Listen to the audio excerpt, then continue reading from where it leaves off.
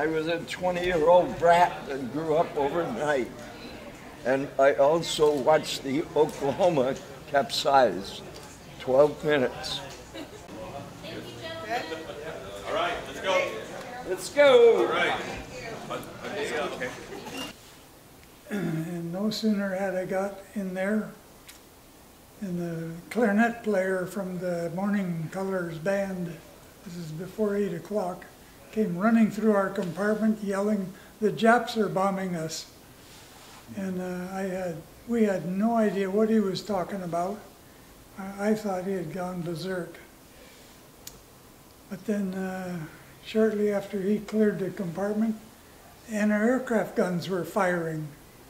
And you can feel them everywhere. And I thought that was really strange. We never fire a gun in port. We soon realized something was really wrong. And anytime things are wrong, you get down to your general quarters station. And that was, for me, it was number 7 fire room. And we got down in there and started lighting off the burners to start generating steam. And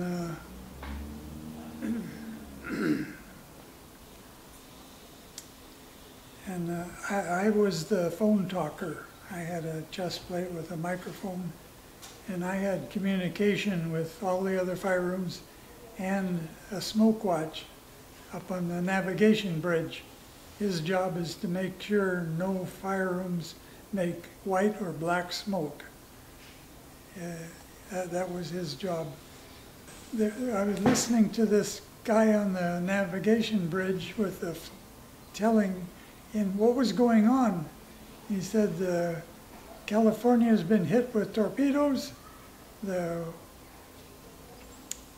West Virginia, the Arizona are being hit. The Oklahoma is turning over, and it finally rolled over, and there was one propeller out of the water. These are pretty grim sights for peacetime in Pearl Harbor. Well, we were down in that fire room. They finally got the engines and turning over, washing the oil on the surface of Pearl Harbor, which was burning the aft end of our ship. They used the propellers to wash that away.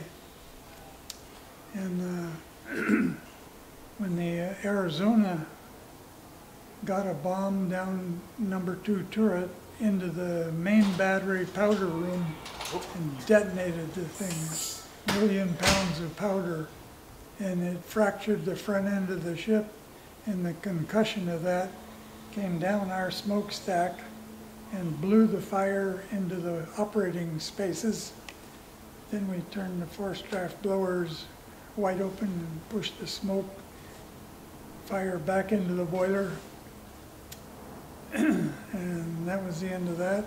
But, and the heat from the Arizona burning was so bad on the bridge of the Tennessee that everybody was released.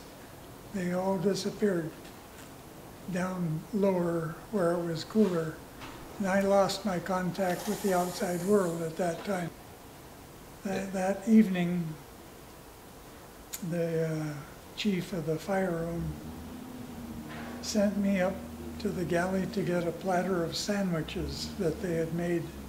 Nobody had anything to eat all day. And while I was up,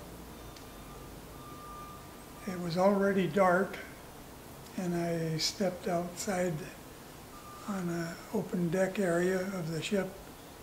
Here was all of Honolulu was black, dark. Everything was shut off. And it was rather eerie, but it was just lights out. The only light was the West Virginia, battleship West Virginia alongside us that had been hit with 9 torpedoes and sank 10 feet, sitting on the bottom of Pearl Harbor. And the fire on the Arizona, the light from those is the only thing that was made where you could see where to go. And so I went back down to my fire room where things were civilized, like we always had down there.